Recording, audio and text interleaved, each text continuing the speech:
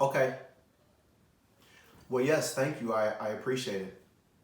I'm glad that you actually answered all the questions I need, for sure. Okay. Well, no worries. Well, let's follow up on Monday and let's see if we can come to a price and go from there. All right, Dave. You have a great, wonderful day. All right. Thank you.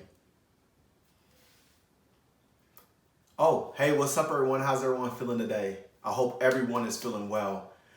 It's funny, I actually just got off the phone with a seller about a 33 unit apartment building that we're looking to require, and I had to get all the questions from him about the building. But speaking on questions, that's kind of one of the ideas I want to talk about a little bit is, what to ask the seller when buying an apartment building. So let's go into a few questions if you don't mind. So, questions to ask the seller when buying an apartment building. Now, some of the questions you want to ask the seller, like number one, and there's a couple other more questions, but I'm just going to go over a few. But these are some of the questions you can ask the seller when you're purchasing or when you're looking to acquire an apartment building. So the number one question will be ownership. How long have they owned the property for? That's really important because if they only own it for a couple of years, there might not be some equity there. But they own it for 10, 15 years, then maybe they're just retiring and really want to sell the property. So that's key. You want to know how long they own the property for. Number two, is there any deferred maintenance? What needs to be done to the property? What can you do to increase the value of the property? And if there's any deferred maintenance, you definitely want to look for deferred maintenance. Maybe if they're managing the property themselves and they're not managing it correctly, or maybe they haven't used the rub into the property. Maybe the rents are below market rents. So some of these things you can take into account. Maybe the units are they're not dated, so you can update the units as well. So that's one of the key other things you want to ask is there any deferred maintenance? Question number three, what's the current occupancy on the property? Is it 85%? Is it 90%?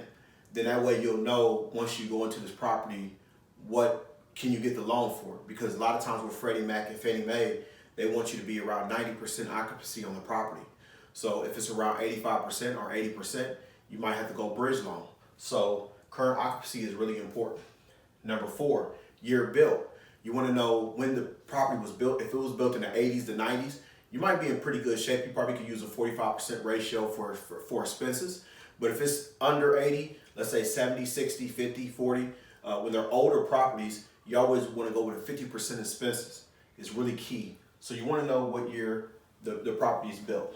Number five, unit mix.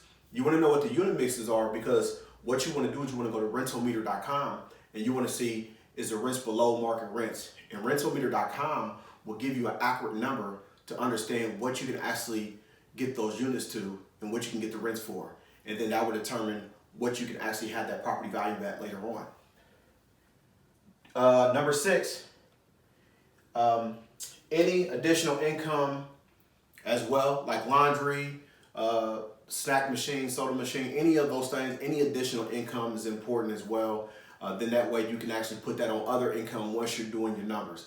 So you want to always ask is does he have any other additional income, parking lot, and so forth. So that's number six. Number seven is you want to be able to get the current rent rolls and you want to get the current P&Ls. That's important. Now, if the seller comes at you and tries to give you 2018, 2017, I still will look at them because it will give me a trend of where the property is going, but I like to get the update. So 2019, I like to get the 2019 P&Ls and the 2019 rent rolls. It's very important. You always want actual financials to see what the value of the building is in today's market. So that's important. And number eight, last but not least, you always want to ask, why are they selling? That will be huge to what's going on because if they're motivated to sell, you'll get it at a discount, but they might want to just still have cash flow of the property and maybe do a seller financing or master lease agreement. So the motivation will determine where they're at and what you can actually give them and give them an offer on. Like for instance, on the phone, just while I talked to the seller, he's motivated to sell, but he still wants a little bit of cash flow after I discussed it a little bit of seller financing with him. So he might consider that. So we're going to go through the loops and see what happens next week, but hopefully it works out for the both of us.